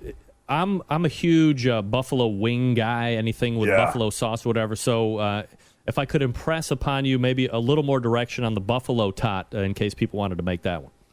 Look, let me tell you something about the buffalo tots. Yeah. Not only are they good, but I think they're one of those things that is easy enough that everybody should be making. So you just start by taking the tots and baking them. And I like to, when I add stuff to the tots, like any kind of sauce, any kind of not liquid, but saucy, melty-ish kind of thing. Yep. I like to make the tots extra cool, extra crispy. Yes. I think it makes sense. While they're cooking in the oven, I melt some butter in a little pot. I add some hot sauce to it, and Frank's would be an ideal hot sauce. Yep. And I add some honey. I let it all just do its thing, and all the amounts are on the cookingguy.com. You can go there. So then the tots are done. I take the tots out of the oven. I put some in a bowl. I toss them with some of the sauce, not too much. I add a little shredded chicken to this. Already cooked shredded chicken. You want to make your own. You want to buy rotisserie chicken from the supermarket, whatever you do. So you got the tots on a plate, throw some chicken on top of it. The tots have been tossed in the sauce. You got some chicken on top of that. Oh. I then drizzle a little blue cheese dressing over the top. And then if you've really got your shit together, you will buy celery from the supermarket that has a lot of leaves on it. You're not even touching the celery. You just want the celery leaves. Cut those off. Chop them up fine and crumble those over the top of the chicken and the dressing and the tots and the whole thing, and it's ridiculously good. And might I add a 32-ounce Pabst Blue Ribbon? Thank you. Oh, yes. Yes, you may add that. Yes. I'm telling you. Yeah, that whole week. I mean, I'm a big tater tot guy. I mean, for crying out loud, I live in a house with 3 girls that are 13 and 11 and 9, so it's like one of the staples in the house. But it's key to cook the tot correctly, depending on how you're going to be using it in whatever dish you're going to actually be making, and that's why I appreciate you mentioning that in the livecast. SamLivecast.com is the website, by the way, if you want to check it out. The other thing I wanted to ask you about is one of the more recent recipes. Look, I think anybody that's in my chat room right now or a fan of the show, barbecue or not, loves grilled cheese sandwiches. Yes. I am a huge fan of A, any kind of cheese, and B, mostly any kind of tomato. Yes. I know where you're going with this. How about like throwing a caprese salad grilled cheese type of a dish going on? Where do you come up with this shit, man? You know what? Look, genius. Thank you. Look, I love. It's funny, I mean, there's times when I say it's not a guy's cooking show, and the show appeals to everybody. And I'd say the Tot Week was maybe more guy centric than not. But the caprese, grilled cheese is, I think that appeals to both men and women, really on the same level. Look what you've got. You got great bread, and I would use, I don't know, any kind. I like sourdough. I just find there's flavor in it. I think it crisps up really beautifully. But the classic caprese salad, tomatoes, the fresh mozzarella cheese, thickly sliced, basil, olive oil, balsamic vinegar. It's all delicious. But why not take most of those pieces and put them together and turn them into a sandwich? And that's really what you're doing. So you're basically building the grilled cheese. The cheese is the mozzarella, this fresh mozzarella. You're going to add the nice slices of tomato, which is all really fantastic. And you're going to make like a little sort of aioli. You're going to mix some mayonnaise with some garlic that's been minced up. And I like to throw in a bunch of really finely chopped up basil into that. You spread that on the bread. Then you put the tomato down, and then the cheese. And then, you close the whole thing. I like to do 2 layers. I like to do cheese on the bottom layer and then tomato and then on the top layer. It kind of acts as glue. Yeah. But however you do it, you just throw it on a nonstick pan. You throw it in a grill pan. You could do this on your grill. It's not great. It's no pun intended. Just on the grates itself. It does help if you have one of those barbecue grill pans. Do you own one of those? Yeah, of course. Yeah. You can do anything on that. Yep. But just the flat surface lets you do almost anything you can do in the house, outside at your grill. And this time of year, where should we be? Should we be inside or should we be outside? No, outside, of course. Especially when you've got a 500 square foot air-cooled space that you can relax in. That's right. Finally, I can relax in. Exactly. No doubt about it. All right, we're talking with Sam Zion. He is Sam the Cooking Guy. You can find him at thecookingguy.com, the SamLivecast.com. Also hosting Eat This, which can be found at 1 p.m. Eastern, 10 a.m. Pacific on 760 KFMB, right? You know what? Yeah, but for people in your part of the world, the best thing to do is iHeartRadio. I'm on the show's on iHeartRadio, and nobody's going to find me on 1070 KFMB, but they will find me on iHeartRadio. And you can listen to me at the beach, at the mountains, at the sweating in a not air-cooled 500 square foot backyard on your smartphone. That's just iHeartRadio. Look up Eat This, and I'll be there, and you can listen to whatever nonsense we talked about. Last week I talked about my trip to New York, and I have to say I love New York. It's a very exciting city. Look, I'm an hour and a half away from Los Angeles. I don't like Los Angeles. Yeah. I'm 5 hours away from New York. Sorry.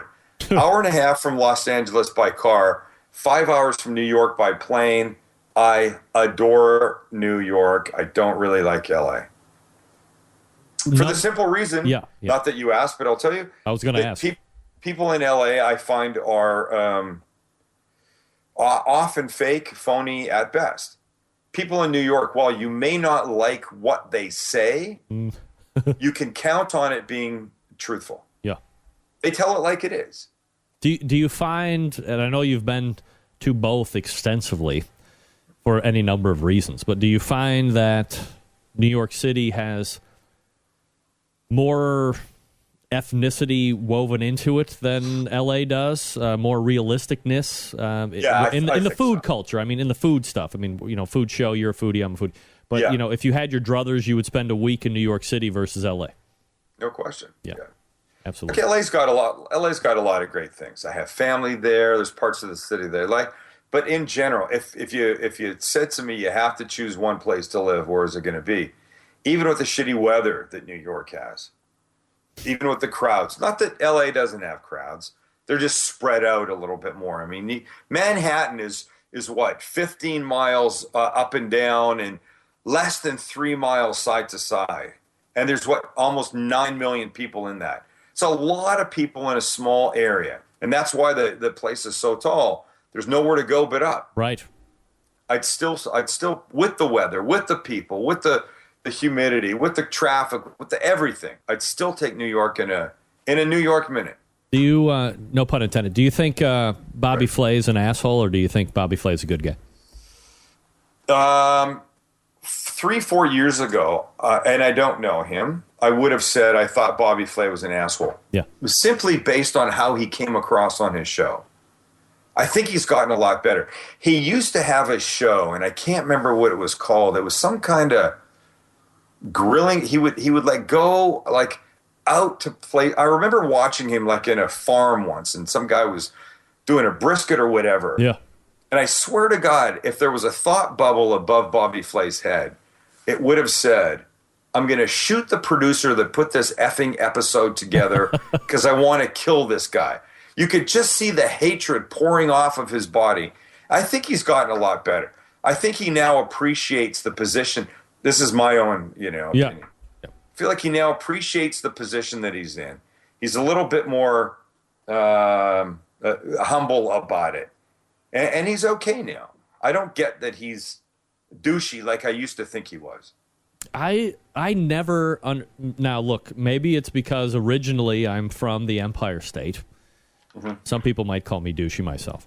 I never understood where the dislike for him came from. I always thought he was, brash or confident. A lot of people said he was too cocky, and he thought he was, he couldn't smell his own shit, if you will. Right. But I never got that. I thought, hey, guy's got a little personality, got charisma, as we used to say in New York, and, so take it. But I do agree with your take on the fact that, over the last handful of years, he's seemed to garner a lot more group attention and acceptance than he was in the beginning. Boy Meets Grill and Barbecue with Bobby. Maybe that's what it was. I don't. There was something. It wasn't Boy Meets Grill. It was something, but there was. Maybe it was just that I felt like what you say. He didn't think his shit stunk, and it was almost like he was too good for whoever had put the show together. And I firmly believe if you're fortunate enough to be in this industry, especially at the Bobby Flay level, dude, you gotta be humble and you gotta be appreciative for it.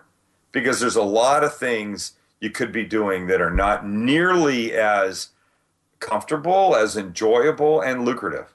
And I think when you're in that spot, you got to be cool about the whole thing. Look, let me ask you something. I didn't get that then. Let me ask you something, because, and we're going long, and I appreciate you taking the time here. This isn't a knock. I mean, you're obviously not at a Bobby Flay level. However, a quick review. I agree, and I'm not. Yeah, a quick review of the wall back of you shows Emmys, awards. Yes, you're doing classes. Yes. You're making your living doing what you love. Right.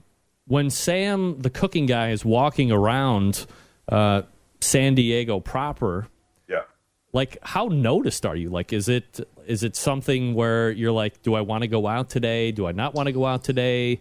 Do you not mind it regardless of how it is, and people are going to come up to you and go, hey, I see you on TV, or hey, I saw you on the BJ's thing on the TVs, or whatever it is, the Bed Bath & Beyond. What's it, regional celebritism, I guess might be a better category. So I'll say this. I can't, there's not a day that goes by when I'm out of the house that somebody doesn't say something great about the show or a recipe or just come up to say, hey, I watch, I'm a fan, that kind of thing. Yeah. It is just what it is. There has never been a moment when I have ever taken it for granted. And understand, like, here's the levels of celebrity, right? I'm trying to do this so they show up on the screen. Yeah. Here's a Bobby Flay, this hand. And I'm just maybe a little bit above this bottom rung, right? But in San Diego, I'm kind of a big deal. Right. Because I'm on TV a lot and I do a lot of stuff here.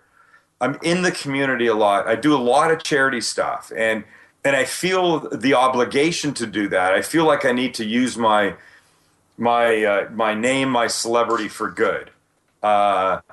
Because there's just this obligation. I'm fortunate to be able to make my living doing what I do, and I feel like I have to give back. And here's the thing: somebody comes up and they want to take a picture, or want me to sign something, or say hi to their child, or I'm talking to my wife. We're talking about what to get. Will you just say hi to her? And who wants to do that, right, on somebody's cell phone? But I do that because without those people, what do I have? Nobody's going to buy a book. Nobody watches a live cast. Nobody comes to a class. Nobody cares about my Bed Bath & Beyond or my Costco stuff. So you have to do this stuff. And I don't feel like Bobby Flay was there 4-ish years ago. I do feel like he's there now. Spectacular introspection, takes, and otherwise candor from Sam Zion. You know him as Sam the Cooking Guy.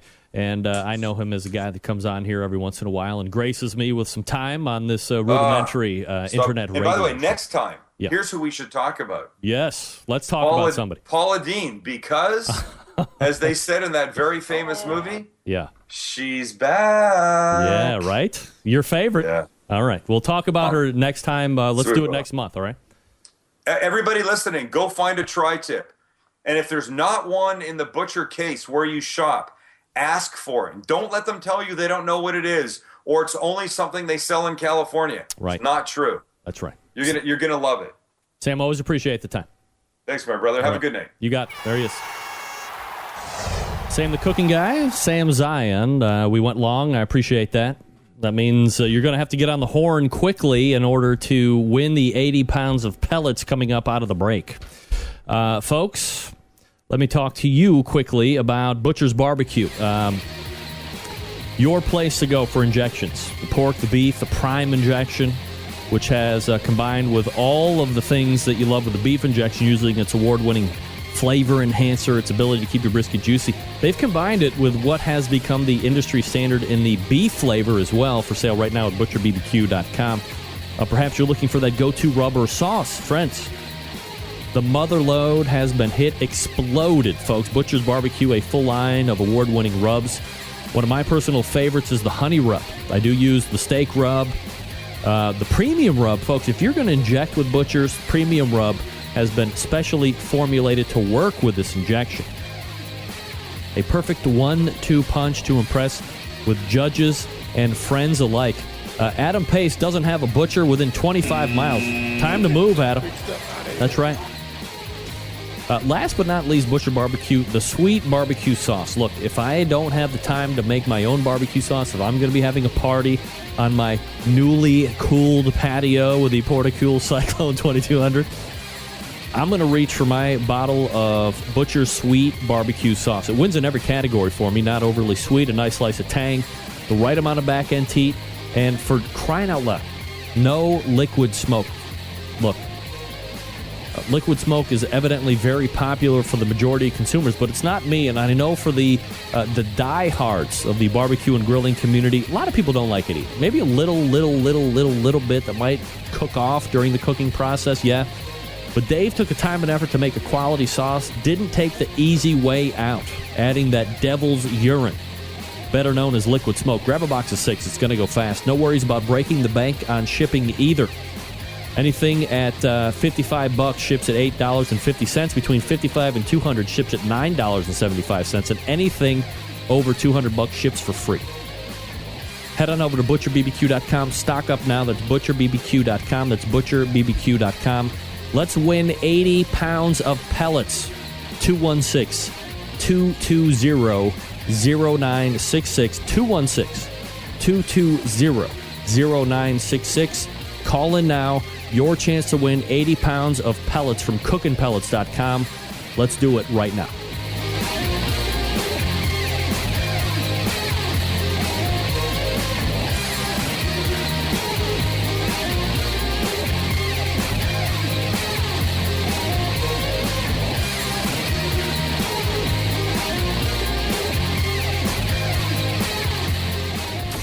Big name interviews, advice on cooking brisket and ribs, and the only host willing to share his honest opinion on all things important in the world of barbecue. It's the Barbecue Central Show. All right, here we go. This portion of the show brought to you by none other than CookinPellets.com. Your number one source for quality wood pellets for all of your pellet-driven cookers. Visit CookinPellets.com for more information or to purchase. You can also visit Amazon.com to purchase as well. For a limited time, anyone that mentions the Barbecue Central Show in the comments box when placing an order gets a free CookinPellets.com hat. $20 value, bitch. Yeah, that's right. All right. We are going to play Winery or Rehab. Very easy to play. All you have to do is answer 2 of 3 questions right. When I give you a name, you answer within 5 seconds. If it's a winery, if it's a rehab, and if you do it right, you get 80 pounds of free pellets. Just that easy. All right, let me quickly go to my tracks list and pull up the music that we love and adore. That's right. Little Milt Buckner. Robin's Nest. We're ready to go here for the show, and we bring up the first contestant, area code 781. Name and where you're calling from. Patrick Paquette from Cape Cod, Massachusetts. All right, Patrick, how are you, buddy? I am well, Greg. Yourself? I'm doing absolutely fantastic, Patrick. Appreciate you asking. Let me qualify you first, Patrick. Do you have a pellet-driven cooker where you are going to gain benefit of a free 80 pounds? I have multiple pellet cookers. Multiple pellet cookers. Look at you, you son of a bitch. All right. All right, we're going to play Winery or Rehab tonight, Patrick. Very easy game. I'm going to mention a name. You will decipher within 5 seconds of that name if it's a winery or a rehab, and if you can do it 2 out of 3 times, you're going to win 80 pounds of free pellets and shipping, by the way, from CookinPellets.com. Are you ready? I am ready. Patrick, are you excited? I am excited. I know I am. All right, here we go, Patrick. First name. Altamira, winery or rehab? Altamira? Altamira. I'm going to say winery. No, sorry. It is a rehab, believe it or not. Altamira Rehab. Sylvie Curry, absolutely correct. Total power in one person. But not calling in. You got to call in, Sylvie, to win 80 pounds of free pellets. All right, we go to area code 864, name and where you're calling. It is Laura Bird and from Greenville, South Carolina. Uh-oh. I'm sorry. Who is this? My name is Laura, and I'm from Greenville, South Carolina. Laura, how are you? Doing fine. All right, we're going to play Winery or Rehab for your chance to win 80 pounds of free pellets from CookinPellets.com. Do you have a pellet-driven cooker, Laura? I absolutely do. I have a great one. All right, perfect. All right, here we go. I'm going to give you a name. You have 5 seconds to answer Winery or Rehab. And you get 2 out of 3 right. You win the 80 pounds of pellets from CookinPellets.com. Here's your first name, Laura. Split Rail. Winery or Rehab? Split Rail. Split Rail. I'm going to do a winery. Absolutely correct. Split Rail is a winery. All right, question number 2 for all of the 80 pounds of free pellets. Laura, you ready? Mm-hmm. All right, Harmony Hill. Winery or Rehab? Harmony Hill. That is a rehab. No, sorry. Nope. We suck again. Harmony Hill is a winery. That's right. That's kind of low. Let Let me hear it again. Oh no! Yeah, We suck again! Should bring that down a little bit. All right, hey, I'm sorry, Kinger. I'm playing by the rules of the game. All right, if you want 80 pounds, folks, you call in for the game. Call back in. You can win 80 pounds of pellets from cookinpellets.com. All right, let's go back to 864. Name and where you're calling from. My name is Kevin. I'm from Grrrl, South Carolina. All right, Kevin, how are you tonight, buddy? I'm doing great. All right, good. We're going to play Winery or Rehab. Kevin, are you ready to play? Yes, I am. All right, first name, The Lighthouse. Winery or Rehab?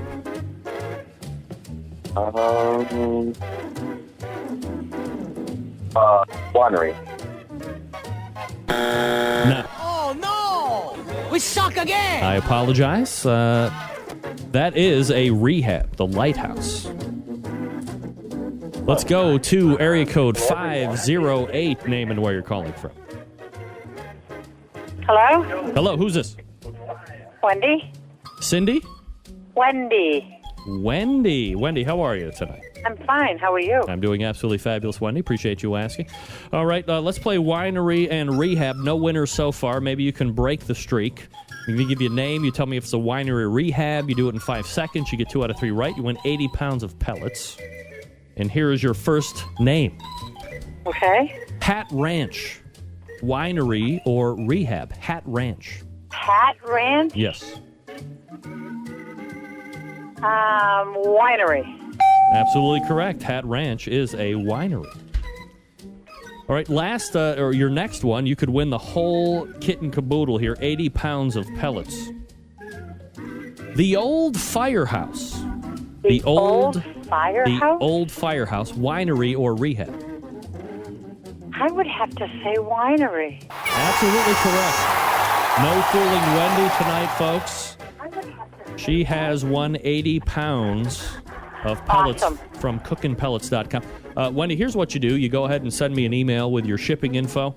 I will forward that on to cookinpellets.com, and soon enough, you'll receive 80 pounds of wood pellets. How about that? That's awesome, Greg. Thank you so much. You got it. Thanks for calling in tonight. Wendy is a winner. Wow, look at that. Patrick Paquette, that's my wife. Well, Patrick, I guess we know who's got the brains in the family. Your next installment of Winery or Rehab will be played next week when we give away 40 pounds. 40 pounds of free pellets. Cookinpellets.com, by the way. All right. Quickly, let's do this.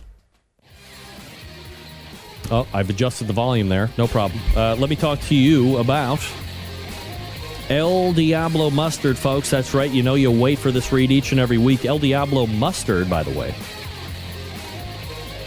is the one of the newest sponsors of the show. It was born a few years ago when the creator wanted to turn ordinary mustard into the hottest on earth. They pushed the boundaries with adding fiery habanero, roasted chipotle, flaming jalapeno, and spicy mango into mustard so powerful, so hot, and so intense that even the devil himself couldn't resist, and El Diablo was born. El Diablo featuring 6 bold flavors that taste great, hot as hell, by the way. Mango, which I just had tonight, on pork tenderloin with some of my own homemade barbecue sauce. Man, I'm telling you right, this is the correct description. A bit of island heat meets sweet with real mango puree. A slow tingling heat, I agree with that. And went really well in my barbecue sauce. This could be the new secret ingredient in my barbecue sauce, by the way, and I'm not even kidding. Roasted chipotle adds a kick of Southwest with a peppery mustard and smoky chipotle puree for a nice slow heat. Then you have Steakhouse, one of the all-time faves, adds hearty flavor with a zing of Worcestershire and tangy tomato for blazing layers of flavor. One of my favorites, and especially my daughter's, Texas chili. Makes any hot dog an instant chili dog with hints of garlic, cumin, and paprika. We use it all the time on hot dogs. Absolutely 100% true. Hot dog instant chili dog. ElDiabloMustard.com. Did I mention that? And then jalapeno pops with real jalapeno puree and a mustard zing. Try it on some bacon. Add habanero. That's the flavor inferno for you daring types. You know, you want to skirt the boundaries of blowing your back end out the next day? Get on with habanero.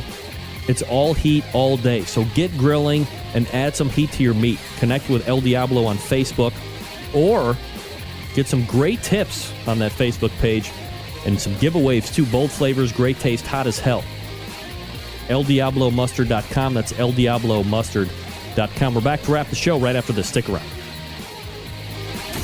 Get in the smoke. Call 877-448-0433 to get on the air. Now, here's your host, Greg Rempe. Big B, Moonshine Band, Suburban Boys Records. Let's go! I'm an outlaw. Give me 2 shots. We don't need a radio. Bring a jukebox for my outlaws. Patrick Paquette weighing in on the Instant Chat Best Grrrl Girl segment. I'm starting to really like her. Perf. Lay off. She's a nice, proper lady. Trying to get her comeuppance here in the barbecue and grilling world, Patrick. She doesn't be ruined by the likes of you. Just kidding. All right, let's go ahead and give a wrap-up here to this old show. All the way back in the first hour, we talked with Rick Kelly from Pour to Cool. I'll be giving you my updates on that as the summer wears on. port-a-cool.com for more information. Then we talked with Robyn Lindars, Grrrl Girl, about her new judging show coming up. We talked about her Grrrl Girl clinics, a number of other items as well. Get that on the podcast. Then in the second hour, we talked at length with Sam, the cooking guy, Sam Zion. We talked about caprese grilled cheese sandwiches. We talked about Tot Week. We talked about celebrity and what that's like, and then how one should be treated and how you treat others. Great stuff with Sam, as always. And then we gave away 80 pounds of CookinPellets.com thanks to CookinPellets.com to Wendy Paquette. Look at you, Wendy, winning for your ne'er-do-well husband who can't tell the difference between Winery or Rehab. For shame, Patrick. All right, September 11th, 2001. I will never forget. We'll see you back here next Tuesday at 9 p.m. Eastern Standard Time. Until then, your program host and proud U.S. American, Greg Rempe, good night now.